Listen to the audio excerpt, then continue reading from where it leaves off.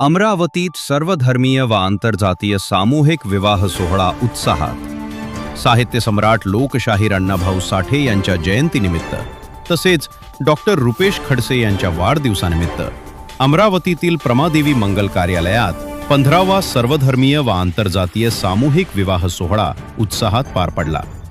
या सोहळ्यात 75हून अधिक जोडप्यांनी सहभाग घेत विवाहबद्ध होत सामाजिक एकता, समता आणि बंधुभावाचा संदेश दिला. हिंदू, बौद्ध तसेच इतर धर्मियांच्या पारंपरिक धार्मिक पद्धतीनुसार विवाहविधी पार पडले. कार्यक्रमाचे अध्यक्ष दिलीपबाबू गणोरकर महाराज यांच्या मार्गदर्शनाखाली वधूवरांना भेटवस्तू देऊन आशीर्वाद देण्यात आले. उपस्थितांसाठी स्नेहभोजनाचीही व्यवस्था करण्यात आली होती.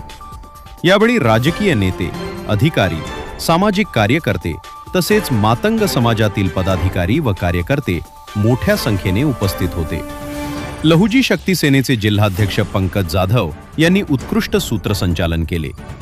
सर्वधर्मीय व आंतरजातीय विवाहाच्या माध्यमातून सामाजिक एकात्मतेचा संदेश देणारा हा उपक्रम समाजासाठी प्रेरणादायी ठरला.